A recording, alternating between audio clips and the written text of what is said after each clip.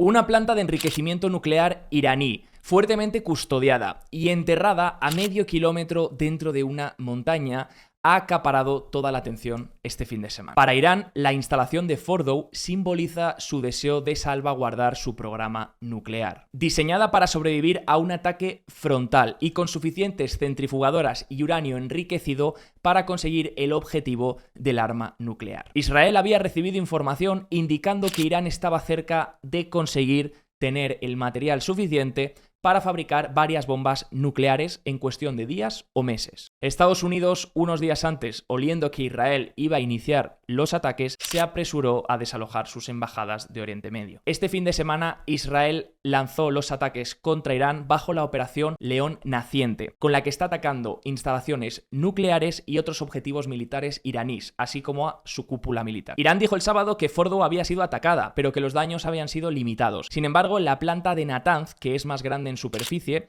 habría sido destruida, según dice el Consejo de Seguridad de la ONU, Rafael Grossi, por los israelitas. A todo esto, Estados Unidos e Irán estaban en conversaciones para llegar a algún tipo de acuerdo sobre el tema nuclear. Sin embargo, Irán ha dicho que obviamente ya no tiene sentido seguir con estas conversaciones en un momento en el que Estados Unidos, por el lado de Trump, por el momento se ponía al margen de todo lo que estaba ocurriendo entre Israel e Irán, pero viendo que algunos de los ataques israelitas habían tenido éxito, pues se levantó con un tuit un poco más favorable o como echándose el mérito de la operación. Donald Trump ha publicado hace apenas unas horas lo siguiente: Irán e Israel deberían llegar a un acuerdo y lo harán, tal y como conseguí que hiciesen India y Pakistán.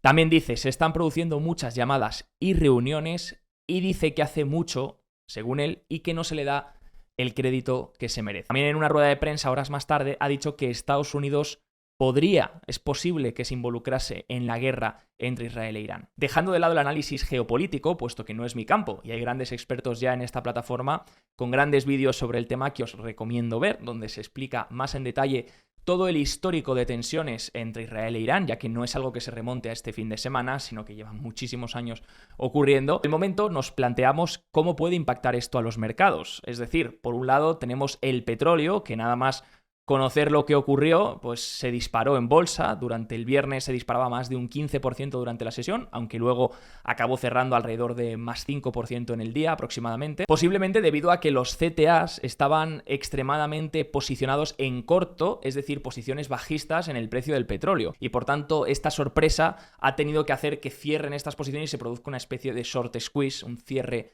drástico de cortos, de posiciones cortas, lo que hizo que viésemos esa subida tan pronunciada durante el día. Aunque hay otra razón que podría hacer que los precios del petróleo siguiesen subiendo, y todo esto es las especulaciones que hay sobre el tema del estrecho de Hormuz. Enseguida lo vamos a comentar. Uno de los activos que tiende a hacerlo bien en momentos de refugio o de tensiones geopolíticas es, por supuesto, el oro. Y vimos que el viernes volvió a subir durante la sesión. Sobre todo interesante en este momento, ya que está rompiendo una consolidación desde abril de este año, muy similar a la que formó entre octubre y diciembre de 2024, solo que ahora el precio, recordemos, está un poco más extendido, tanto de la media de 100 como de la media de 200 días. Como dato curioso también, esta semana el oro ha conseguido convertirse en el segundo activo reserva por parte de los bancos centrales, superando al euro. Si nos fijamos en el gráfico, venimos viendo cómo desde hace unos años, pese a que el dólar sigue siendo la divisa reserva con más porcentaje, como vemos en el gráfico, sí que viene perdiendo cierto porcentaje en los últimos años, y quien lo está ganando es el oro, que ha superado en este momento ya al euro. La hermana pequeña del oro, la plata, ha logrado romper por fin toda la base que viene formando desde 2024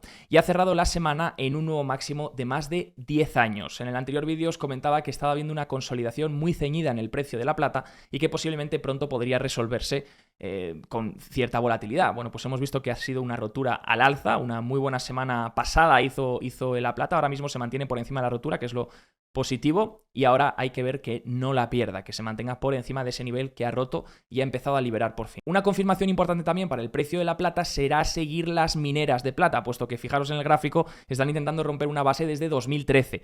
Liberar esa base y conseguir un cierre semanal por encima de ese nivel, pues obviamente sería una confirmación muy positiva tanto para las mineras como para la plata en sí. ¿Y cómo han respondido el resto de activos de Wall Street a esta situación, a esta tensión geopolítica entre Israel e Irán? Bueno, pues el S&P 500 cayó, el Dow Jones también y el Nasdaq, los tres índices principales cayeron. Lo que pasa que el S&P 500 se mantiene todavía por encima de medias. Está por encima de la media de 21 sesiones, la media de 200, la media de 50. El viernes, el único sector que cerró en positivo fue el sector energético. Debido al repunte del petróleo, pues las empresas de oil and gas, de petróleo y gas, pues se dispararon durante el día y fue el único sector que lo hizo bien. Si nos fijamos, de hecho, ha sido el mejor sector de la semana. Como vemos, el sector energético XLE pues ha recuperado todas las medias. Ha subido fuertemente esta semana, estaba por debajo de la media de 50, la media de 100, la media de 21 y bueno, las ha recuperado muy rápido. Ahora podría ir a buscar la zona alta, serían los máximos que vio durante todo el año 2024 y como veis es una resistencia que no logró cruzar nunca durante el año 2024. Pues bueno, podría ir a buscar esa zona. Lo que pasa que en términos relativos, si nos fijamos en el gráfico de abajo, es un ratio del sector energético contra el SP500, es decir, contra el índice general. Y como vemos, todavía sigue en tendencia bajista. Sí que vemos un rebote en una zona importante, de hecho zona en la que rebotó también a finales de 2024, inicios de 2025, pero como vemos todavía tiene que demostrar un cierto cambio de tendencia en este ratio para hablar de que la energía podría dominar durante unos meses o durante unos trimestres. Por el momento, en términos relativos, sigue con una tendencia bajista. Obviamente, si esto cambiase, pues lo iríamos viendo semana tras semana. Aún así, algunas acciones del sector han ganado bastante fuerza relativa, así que os las pongo en pantalla. Es una captura de All Star Charts que recopila las acciones de Oil and Gas que pues actualmente tienen una fuerza relativa, la mayor fuerza relativa, ¿vale? Como vemos, Equinor sería la primera, Imperial Oil Limited la segunda, Suncor Energy, Cenovus Energy, Occidental Petroleum Corporation, la de Buffett, que todavía sigue en una tendencia un poco bajista y tiene que romper medias para confirmar que la rompe, pero bueno, igual vigilarlas, a lo mejor sale algún tipo de trade en algún tipo de estas empresas. Lo interesante, como os decía antes, fue el movimiento de los bonos y el dólar. Normalmente cuando hay una tensión o hay cierto miedo, lo que suele hacer el mercado es protegerse en activos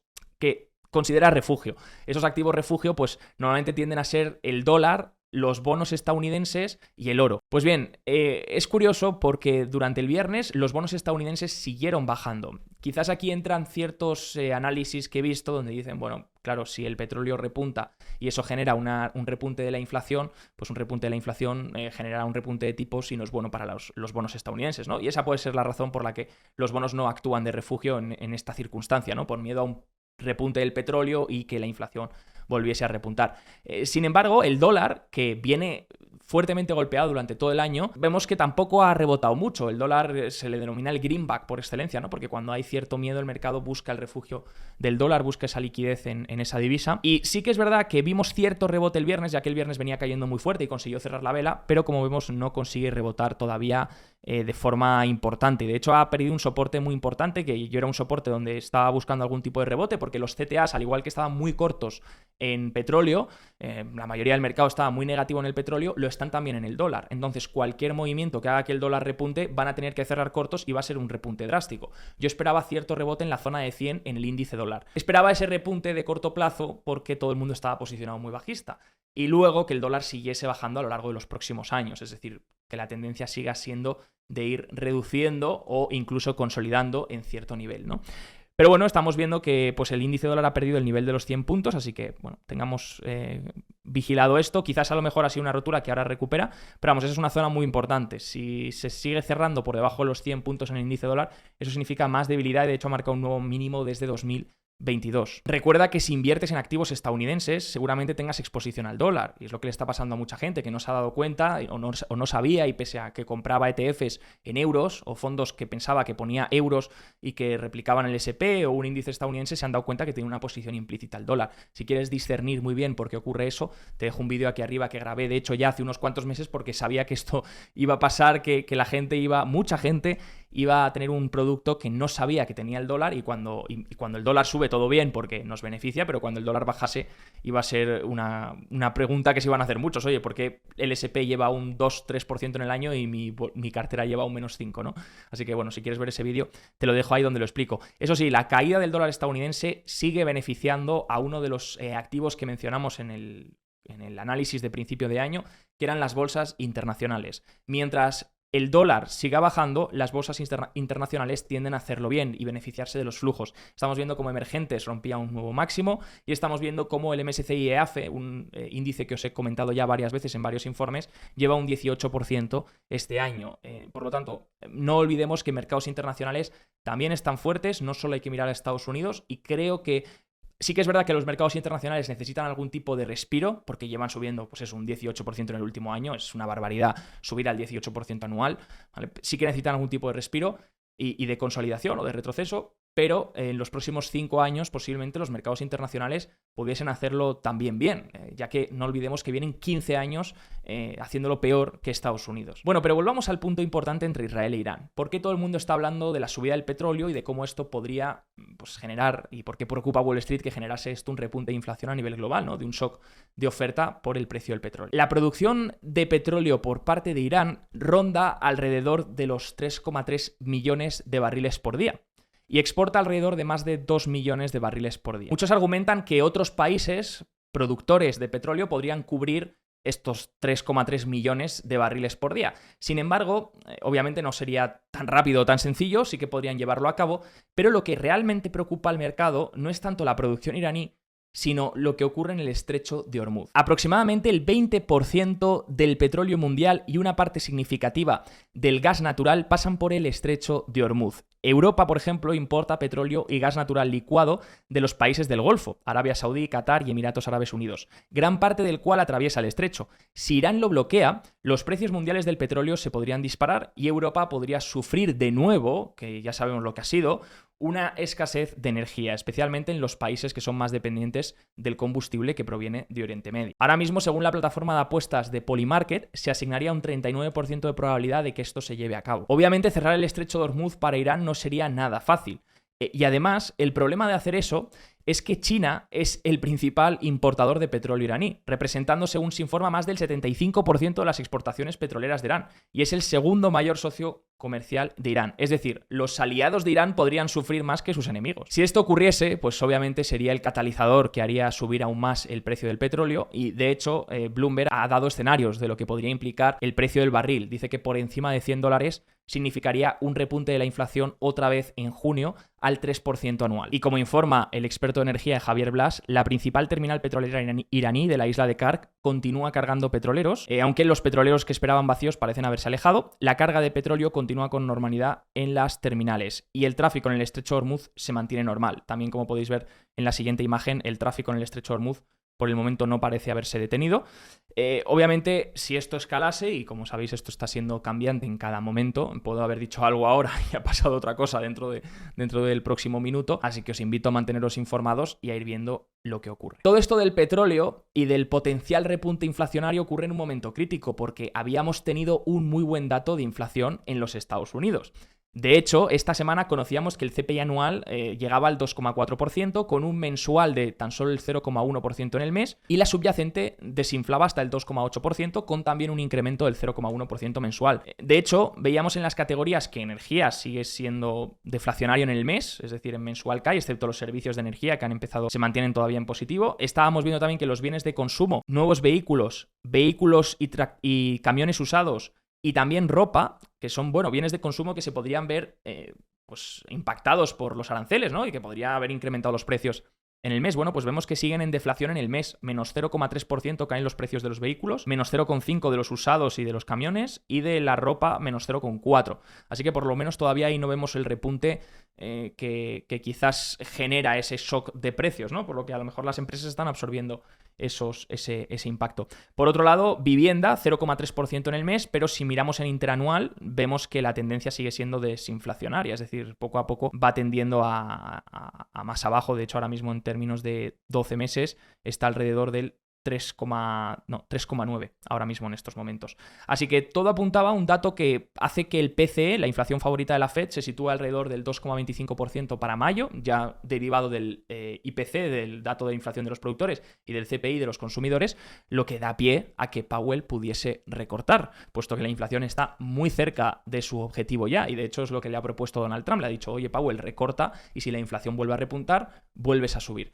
Sin embargo, el mercado no lo ve así, y de hecho el mercado asigna que Powell va a mantener la pausa, y el mercado está esperando con un 96,9% de probabilidad que se mantenga la pausa. Entonces Powell tiene descontado ya por parte del mercado que puede mantener la pausa. Lo que pasa que cada vez que mantiene la pausa corre un riesgo mayor de que luego esto no genere un shock inflacionario y que realmente esté perjudicando al mercado laboral, puesto que el mercado laboral, fijaros que hemos tenido datos de peticiones iniciales de desempleo, que es, como sabéis, los que sois seguidores del canal fieles, que os invito a dejar un like y apoyar el vídeo si os está gustando. Como sabéis, las peticiones iniciales de desempleo que miden básicamente los despidos que ha habido cada semana, o gente que va al subsidio por desempleo que lo solicita, están las iniciales y lo que lo hacen por primera vez, y las continuadas, que son gente que ya está ahí. Pues como vemos, las iniciales sí que han ido en incremento, aunque todavía no han roto ningún rango del año pasado.